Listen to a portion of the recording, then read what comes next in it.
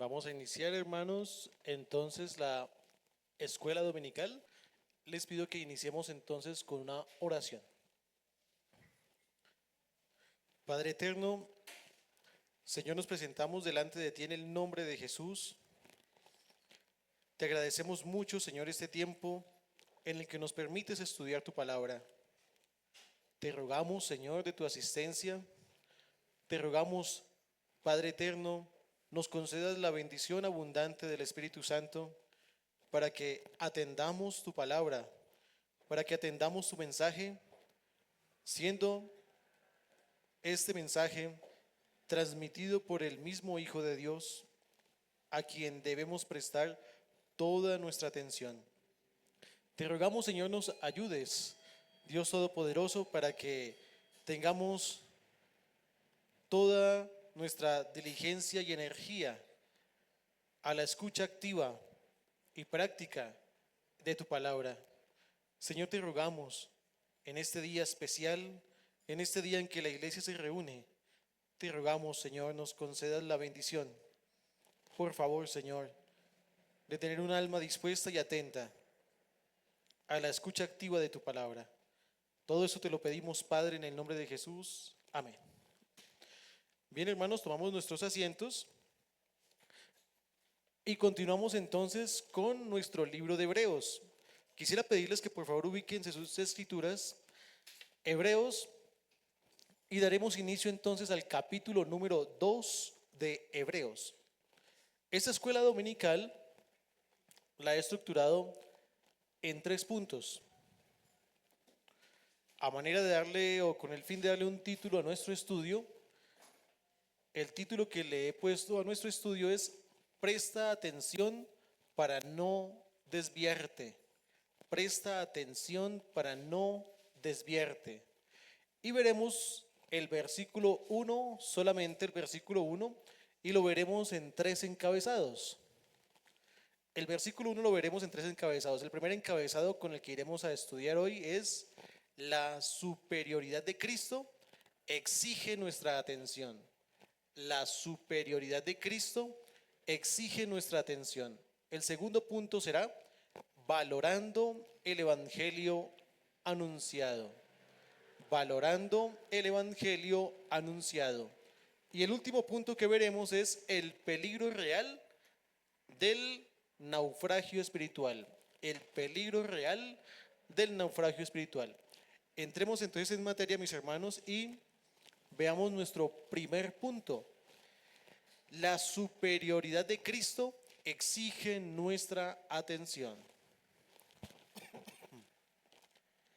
Les pido entonces que busquemos, por favor, Hebreos capítulo 2, versículo 1. Hebreos 2, versículo 1. Leo entonces para ustedes, hermanos. Por tanto, es necesario que con más diligencia atendamos a las cosas que hemos oído, no sea que nos deslicemos. Noten ustedes, hermanos, cómo arranca el versículo. El versículo dice, por tanto. Cuando nosotros estamos hablando con alguien más y ya le hemos dicho muchas cosas sobre algo en particular, nosotros le decimos a ellos, bueno, en consecuencia de lo que yo he hablado, entonces esto. Cuando el autor dice por tanto, es lo que hemos venido estudiando en Hebreos capítulo 1. ¿Qué estudiamos en Hebreos capítulo 1? En Hebreos capítulo 1 se había hablado de quién era nuestro Señor Jesucristo. El autor de Hebreos había dicho, miren, anteriormente se nos habló a través de los profetas, se nos habló de manera parcializada, pero ahora se nos habla a través del Hijo. ¿Quién es el Hijo? El Hijo es el creador del universo, el que sustenta todas las cosas. Es como si nos estuvieran diciendo, miren, yo les estoy hablando del Hijo, del mensajero, de ese mensaje. ¿Quién es ese mensajero? Es Dios mismo. Entonces, por tanto, es necesario que con más diligencia atendamos a las cosas que hemos oído. Así que cuando ustedes ven esta palabra por tanto, es en consecuencia de lo que ya les había dicho en el primer capítulo, entonces atendamos con mayor diligencia a este mensajero.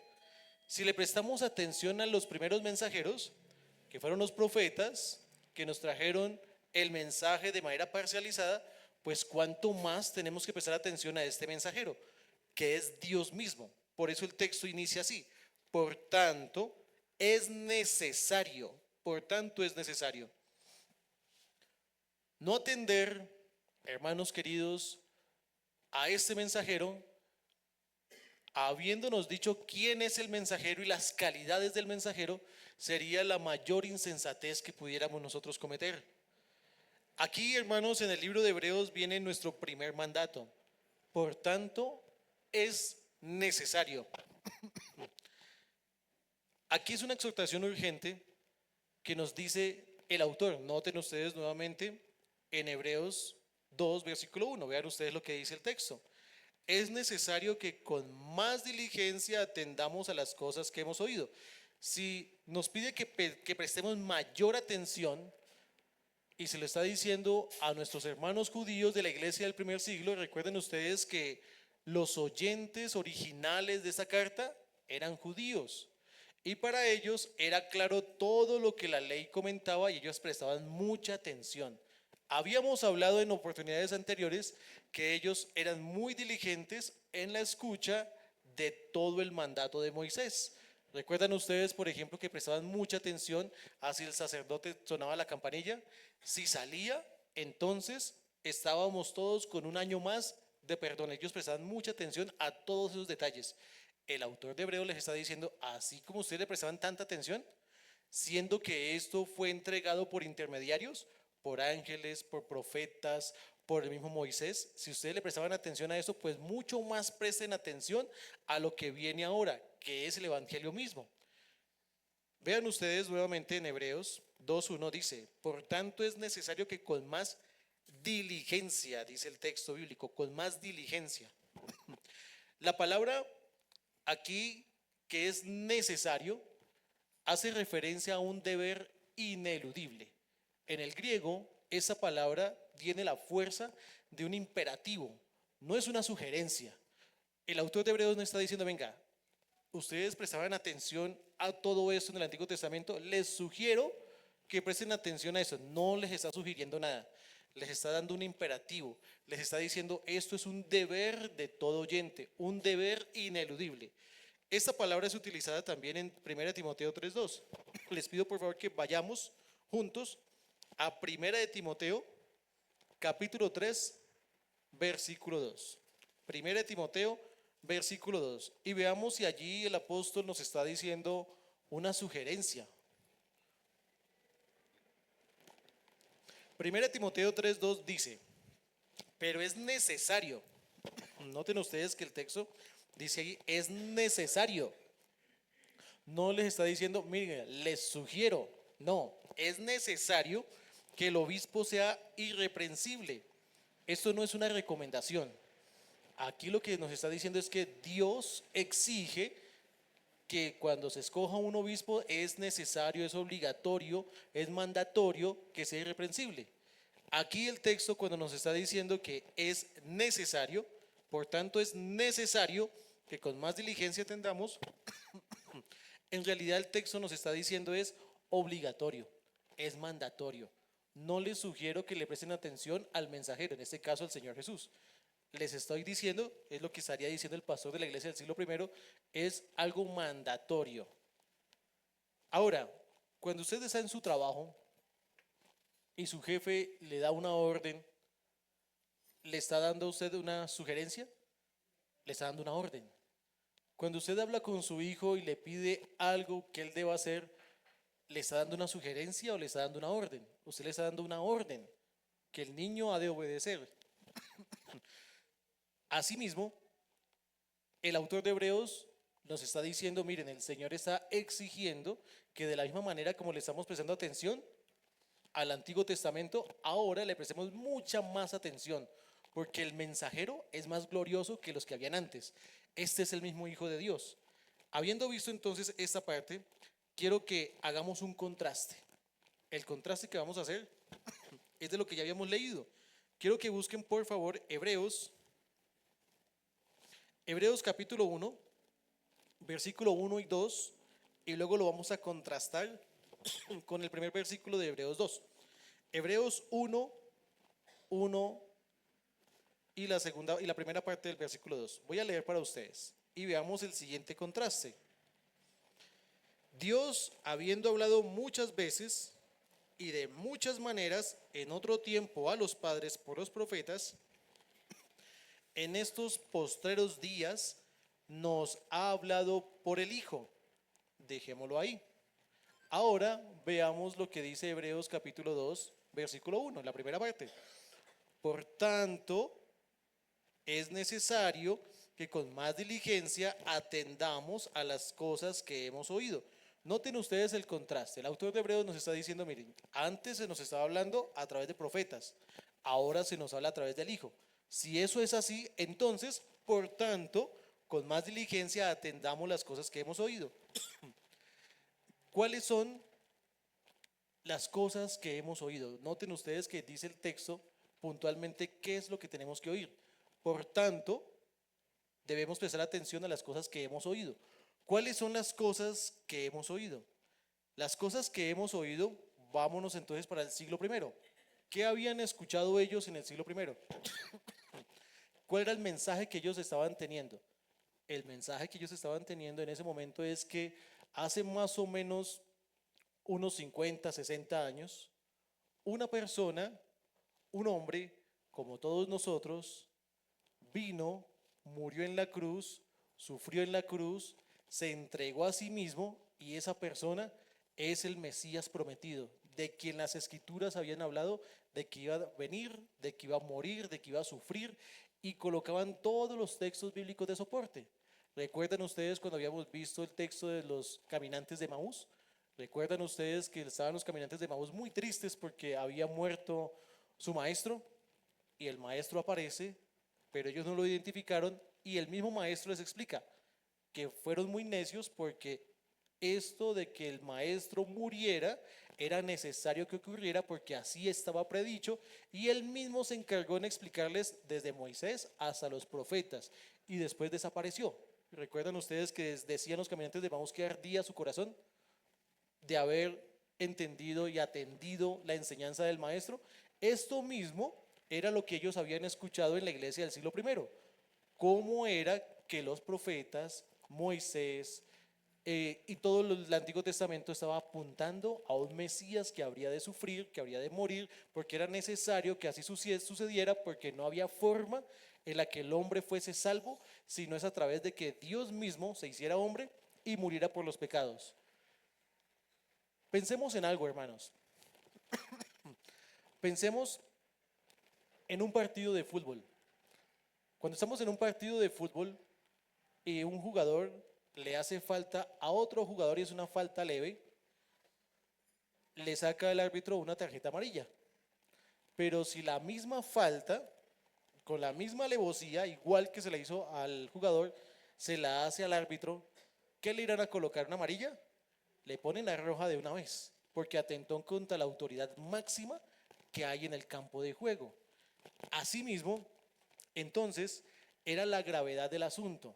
Aquí el no prestar atención es una afrenta contra la autoridad máxima de todo el universo. Ya se había explicado anteriormente de que este Jesús es Dios mismo. El no prestarle atención a él merece entonces un castigo, que en su momento tendremos que ir a verlo. Ahora, el descuidar este mensaje, hermanos, en realidad es pecar gravemente contra Dios.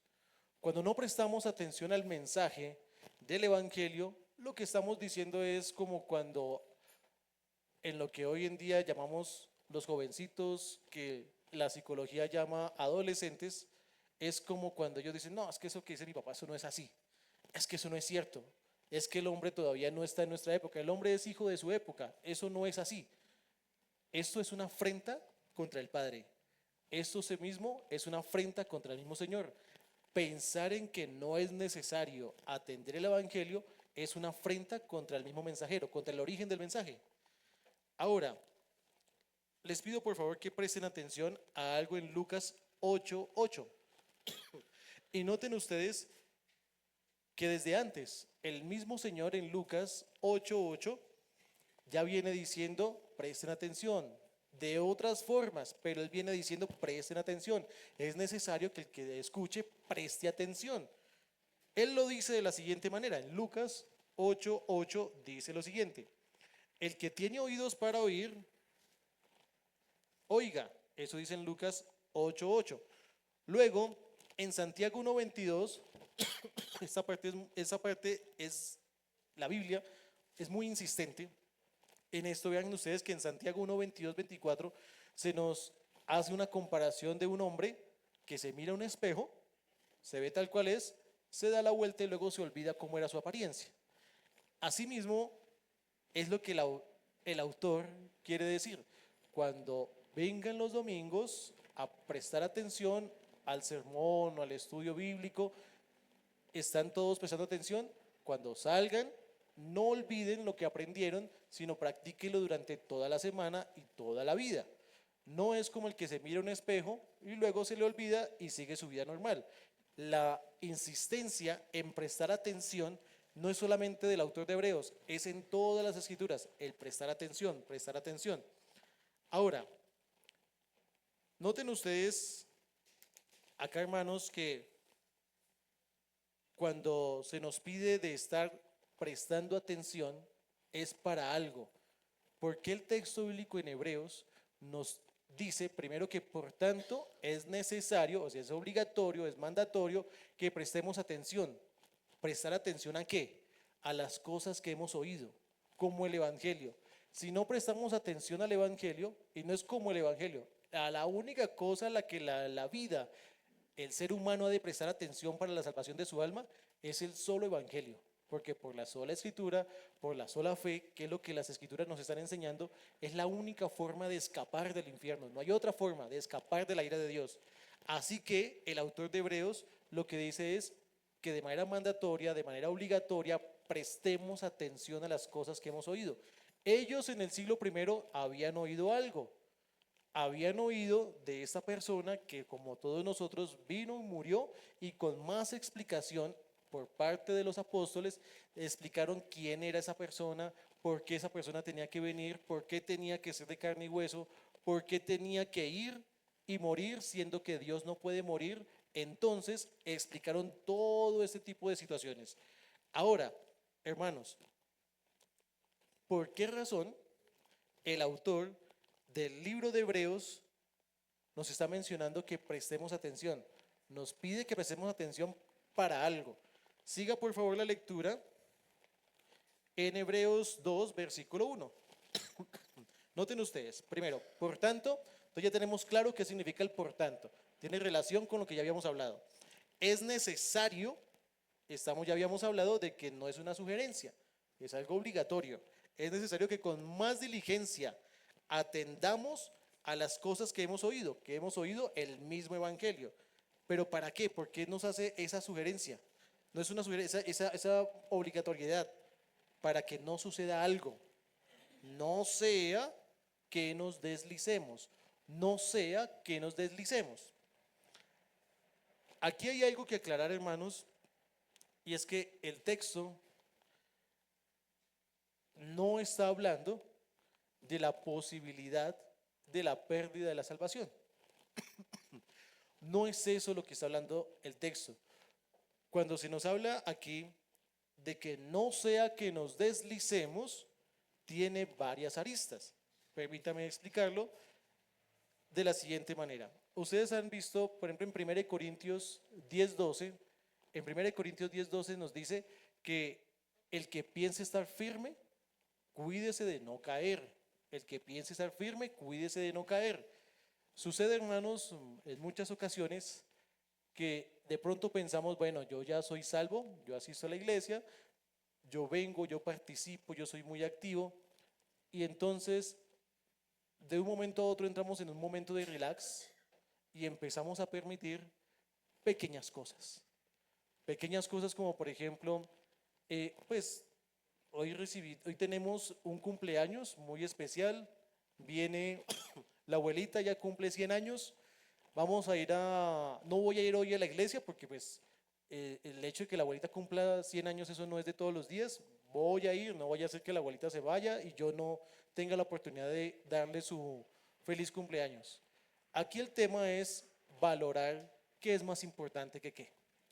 Aquí el tema es que la escritura nos está diciendo que por tanto pongamos más atención a las cosas que hemos oído. Que hemos oído que el Señor está en medio de su iglesia única y exclusivamente en el día especial, en el día del Señor, donde dos o tres se ponen de acuerdo, Él está en medio de la iglesia, pero el domingo, no el lunes, no el martes, no el miércoles. Cuando ustedes leen Apocalipsis, en Apocalipsis dice, y yo me encontraba en el día del Señor y él tuvo una visión y la visión era que estaba Jesús en medio de los candeleros. ¿Cuándo? El domingo, el día del Señor.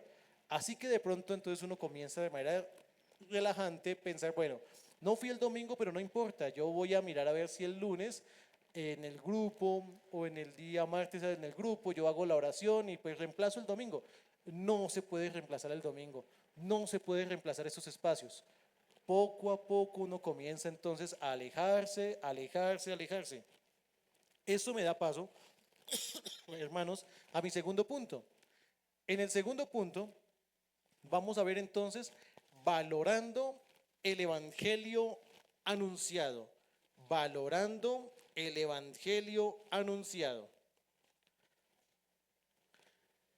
Y aquí vamos a prestar atención a lo último que dice el versículo. Dice que a las cosas que hemos oído, que debemos de prestar atención, pero para que no nos deslicemos. Aquí tenemos que ver algo. Cuando el texto nos menciona de que debemos de prestar atención y deslizar, son dos cosas que se oponen entre sí.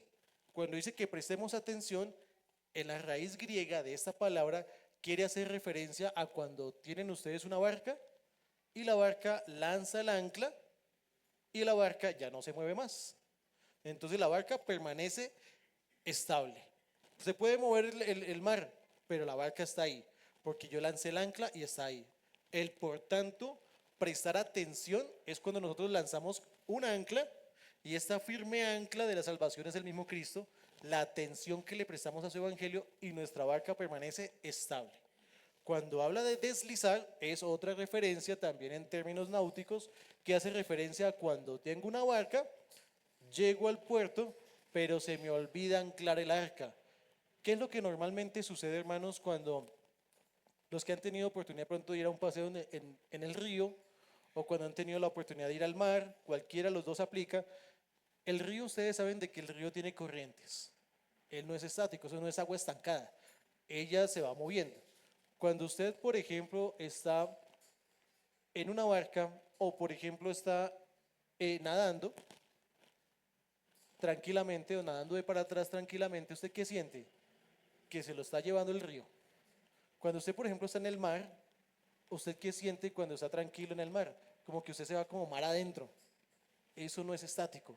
Y así mismo es esta vida. Esta vida no es estática, ella se va moviendo. Permítame poner un ejemplo. Si tenemos nuestros muchachos en la iglesia prestando atención a todo lo que las escrituras nos están mencionando, pero poco a poco nosotros como padres empezamos a hacer laxos con algunas cosas en temas como traerlos a las escrituras, exponerlos en la iglesia, al evangelio, etcétera, y todas las cosas que hemos oído. ¿Qué va a pasar entonces? Llegarán ellos a la universidad y en la universidad entonces van a tener un profesor con doctorado, magíster, de todo. Y luego va a decir, se va a empezar a burlar de la fe del muchacho. Y el muchacho sin ningún argumento va a decir, oiga, lo que dice ese profe es cierto, entonces el agua se está moviendo mar adentro, el río se está moviendo río abajo. ¿Esto dónde desemboca? Eso finalmente desemboca en el mismo infierno. Así, hermanos, que hay que prestar atención con mayor diligencia a este mensaje. Así es como si no prestamos atención nosotros, entonces también nos podemos reunir con algún familiar muy querido y muy apreciado que quizás es profesor de la universidad, tiene doctorados, magíster o no, no tiene nada de eso, pero quizás tiene mucho dinero y se burla del Señor y le parece muy ridículo venir acá un domingo, prestar atención. Entonces nosotros por congraciarnos con él y atender sus invitaciones, decimos, oiga, no, vamos a la invitación del tío que tiene dinero. del tío rico. Vamos entonces y lo atendemos. Y empezamos entonces a quitarle valor a lo que tiene valor. Este mundo y esta vida es como el mar o es como un río. Él siempre está en movimiento. Así que si nosotros no lanzamos el ancla y nos mantenemos estables, el río finalmente nos irá llevando a la corriente que ellos quieren. Ahora, no estoy diciendo con esto, hermanos, que la salvación entonces se pierda. No estoy diciendo eso. Lo que estoy diciendo, palabras más, palabras menos, es que el verdadero y genuino creyente tiene la particularidad de que siempre lanza el ancla y siempre se mantiene estable. ¿Cómo lo hace? Permaneciendo perseverante, viniendo los domingos en la oración en sus hogares. Cada vez que aprenden algo que es santo, que hace referencia a lo que hemos oído, que nos dice el autor de Hebreos, lo aplican. Ejemplo, cuando se nos dicen, por ejemplo, a los padres a manera de ayudarles, de que tengan presente en que en sus hogares el altar familiar es algo muy importante para los hijos, para la familia, para que la barca se mantenga estable, háganlo, lo anotan y lo empiezan a ejecutar de manera progresiva y entonces comienzan estos padres a colocar, por ejemplo, bueno, vamos a mirar esta vez, vamos a aprovechar los estudios que el pastor está haciendo sobre la confesión y repasémosla. O vamos a empezar a estudiar lo que vimos en el domingo en el sermón y repasémoslo durante la semana. Y poco a poco esta familia comienza a mantenerse estable y mantener la barca estable. Como les decía, hermanos, en el título de este segundo punto, valorando el evangelio anunciado, se nos pide entonces que cuando se presente el evangelio se escuche con fe. Si esto no se escucha con fe, entonces como nos decían cuando éramos niños, entra por un oído y sale por el otro. Así son las cosas. Les pido por favor que ubiquen, por favor, Romanos 10, 17. Romanos 10, 17. En Romanos 10, 17 dice lo siguiente: así que la fe es por el oír, y el oír por la palabra de Dios. ¿Recuerdan ustedes, hermanos, a Lidia, la vendedora de púrpura? Estaba una vez el apóstol Pablo predicando el evangelio. Lidia estaba allí, pero Lidia en ese momento, aunque estaba escuchando, en ese momento, pues no le hacía ningún efecto. ¿Y qué cuentan las escrituras? Cuentan de que Dios abrió el corazón de Lidia y apenas lo abrió, ella pudo entender la predicación del apóstol. Es así como hoy, hermanos, es un día especial. Dios está en medio de nosotros y abre el corazón del inconverso para que atienda la predicación, para que entienda la urgencia de este mensaje. Les pido por favor que ubiquemos el Salmo 119, versículo 11. Salmo 119, versículo 11. Y estos textos bíblicos no eran nuevos para los oyentes en la iglesia del siglo I. Ellos sabían de qué les estaba hablando el autor.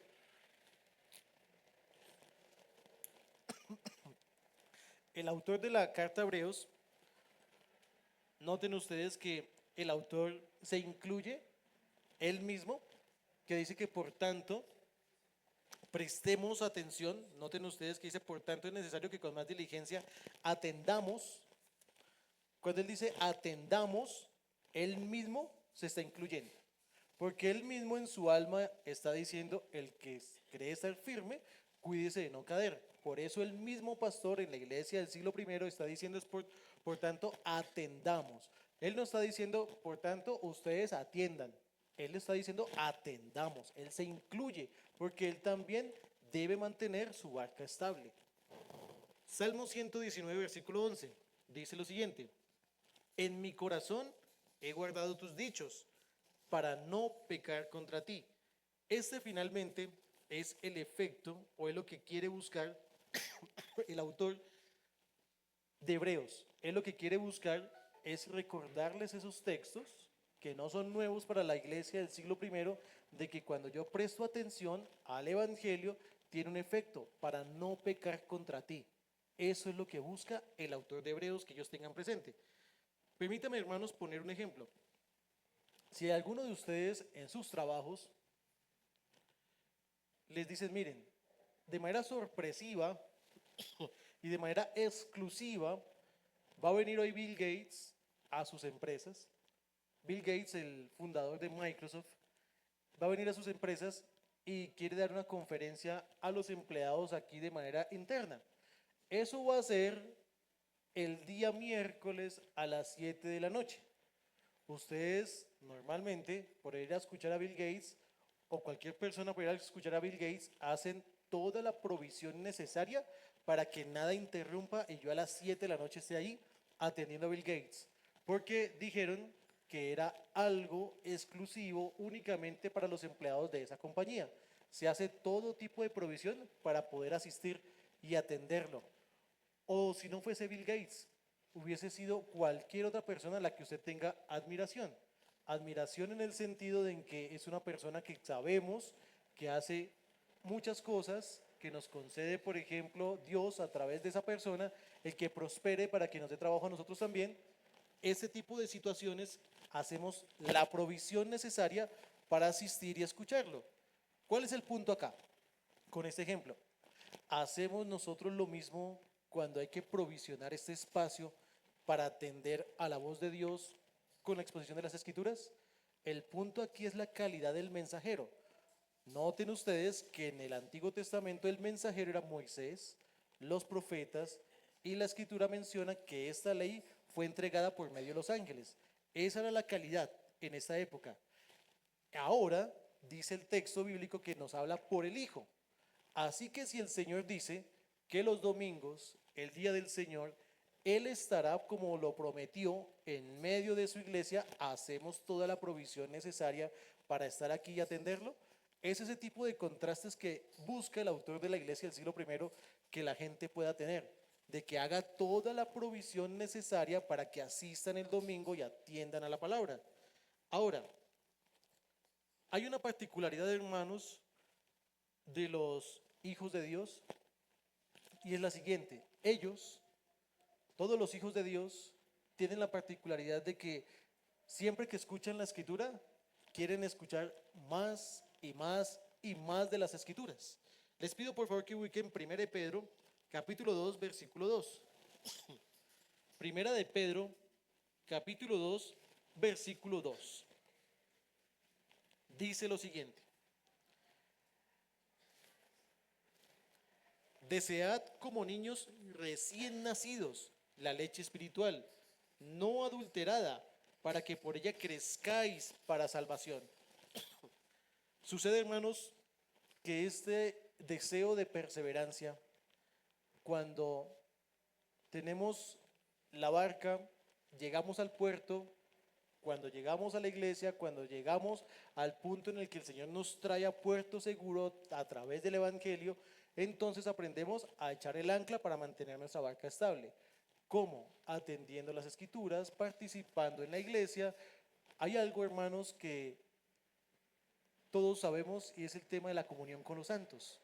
La comunión con los santos, hermanos, es muy importante. Así es considerada también como un medio de gracia. Ustedes saben, por ejemplo, que tenemos medios de gracia como la oración, tenemos medios de gracia como la predicación de las escrituras, pero también el Señor nos regala la comunión entre los santos. ¿Por qué eso es importante? Nosotros necesitamos evidencia muchas veces, evidencia de ver algunos milagros. Vámonos para el siglo I. En el siglo I dicen, hay un hombre que murió a las afueras de la ciudad, murió en la cruz, y esa persona es el Mesías. Cualquiera diría en esa época, pues, déjeme ver las evidencias. ¿Cómo así que una persona que está allá en la cruz, que muere, que yo lo vi, que yo sé que es el hijo de un carpintero, muere? ¿Qué evidencia me da de que esa persona es el Hijo de Dios? 3 días después sucede algo. Empieza a rondar por toda la ciudad de que esta persona, su cuerpo ya no aparece. Como no aparece, entonces empiezan algo extraño. ¿Cómo así que no aparece? Aprovecha entonces el emperador de turno y los que estaban allí en el momento, fariseos y escribas, a inventarse en algo. Digan, les dice a los soldados, que es que llegaron los discípulos de Jesús y se robaron el cuerpo. Luego hacen llegar todo este chisme hasta arriba al emperador y el emperador que termina diciendo, bueno, vamos a considerar entonces a los cristianos como gente no grata porque tienen la particularidad de que les gusta ir a las tumbas a sacar los cuerpos. Y comienzan con ese tipo de situaciones para desvirtuar la realidad de la resurrección. Así las cosas, hermanos, cuando se hace saber este tipo de cosas en el siglo primero, ellos empiezan a escuchar de que nunca se encontró el cuerpo de Jesucristo, nunca se encontró. Luego ellos empiezan a escuchar, por ejemplo, que 500 personas que no se conocen entre ellas empiezan a decir, el Señor yo lo vi, Él se me apareció, como lo registran los evangelios. ¿Recuerdan ustedes en los evangelios que el Señor menciona que se le apareció como a 500 personas? Tenemos otra evidencia. Luego más adelante hay otra evidencia. Gente del Ponto, de Asia, comienzan a escuchar que los apóstoles comienzan a hablar de manera nativa su propio idioma. Así que tenemos entonces, ¿y de qué empiezan ellos a hablar en su idioma? Las maravillas de Dios, del Evangelio. Así las cosas, entonces ellos empiezan a tener evidencia de que lo que sucede es real. Luego se empieza a filtrar otra información. Se empieza a filtrar de que el apóstol Pedro pasa y la gente le tira a los enfermos para que su sombra los sane. Se empieza a filtrar todo ese tipo de información. Luego se empieza a filtrar otra información, que había una persona en un templo que todo el mundo conocía, que era paralítico, y llega el apóstol Pedro y le dice que no tiene ni oro ni plata, pero que lo que tiene le da. Y se levanta y empieza a comentarse todo este tipo de situaciones, y el apóstol Pedro comienza a decir, esto es muestra y evidencia del respaldo de Dios a su palabra. Evidencia querían, ahí está la evidencia. Y se deja documentado en las escrituras. ¿Por qué lo traigo de esa manera? Y lo comparo con la comunión con los santos. Si bien es cierto, hermanos, que esto era necesario en la iglesia del siglo primero para que haya evidencia del apoyo y del soporte de Dios para sus discípulos, hoy por hoy, ¿qué es lo que tenemos? Hoy por hoy tenemos algo. En la comunión con los santos, cuando ustedes, por ejemplo, tienen la oportunidad de hablar con el pastor Marco y ustedes escuchan su historia, ustedes sabrán de que hay una vida que fue redimida, un milagro que fue operado en la historia de un hombre. Asimismo, cada uno de nosotros tiene su historia. Yo antes era A, B, C o D, pero hoy soy otra forma, hoy soy de otra manera.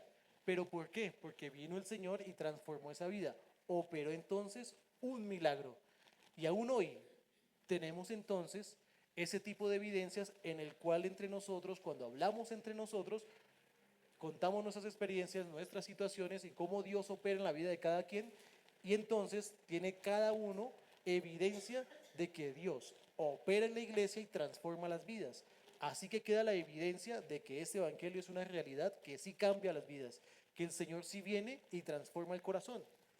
Así, hermanos, les pido que por favor ubiquen Primera de Reyes 10, 7, 8 y noten ustedes en este texto bíblico que se empezó a rumorar algo, y se rumoraba fuera de Israel, muy lejos de Israel, y tenían que venir a confirmar que lo que estaban diciendo era cierto. Primera de Reyes 10, 7 y 8. Primera de Reyes capítulo 10 versículos 7 y el 8. Vamos a hablar entonces de la reina de Saba. La reina de Saba viene de muy lejos porque ella escuchó algo. Vamos entonces al texto. Primera de Reyes, capítulo 10, 7, 8. Pero yo no lo creía hasta que he venido y mis ojos han visto que ni aún se me dijo la mitad. Es mayor tu sabiduría y bien que la fama que yo había oído. Bienaventurados tus hombres, dichosos estos tus siervos, que están continuamente delante de ti y oyen tu sabiduría. ¿Cómo consideró la reina de Saba a los siervos de Salomón? Como dichosos, hombres dichosos porque están todo el tiempo escuchando la sabiduría de Salomón. Ahora miremos el siguiente contraste. Tengan presente entonces la reina de Saba considerando a los siervos de Salomón como hombres dichosos por estar oyendo la sabiduría de Salomón. Son dichosos por escuchar la sabiduría de Salomón. Ahora vámonos para Mateo, capítulo 12 y 42. Mateo 12, 42. Mateo 12:42. Mateo 12:42 dice lo siguiente: la reina del sur se levantará, o sea, la reina del sur, ¿quién era? La reina de Saba, la que estamos leyendo hace un momento. La reina del sur se levantará en el juicio con esta generación y la condenará, porque ella vino de los fines de la tierra para oír la sabiduría de Salomón. He aquí, más que Salomón en este lugar, haciendo referencia al Señor Jesús y las cosas que él decía. Así que el que verdaderamente es dichoso, son dichosos todos los que venimos y atendemos a la voz de Dios y el lugar que le damos a la palabra de Dios. Noten ustedes que el autor de este evangelio dice: la reina del sur se levantará en el juicio con esta generación y la condenará. Pero dejémoslo ahí. ¿Por qué la condenará? Nuevamente lo que nos dice el autor de Hebreos. El autor de Hebreos está diciendo: ojo, presten atención a todas las cosas que hemos oído. Y aquí sucedía que el Señor estaba en medio de su pueblo, predicando el evangelio, presentando entonces la posibilidad de salvación, pero no le prestaban atención, no le podían cuidado.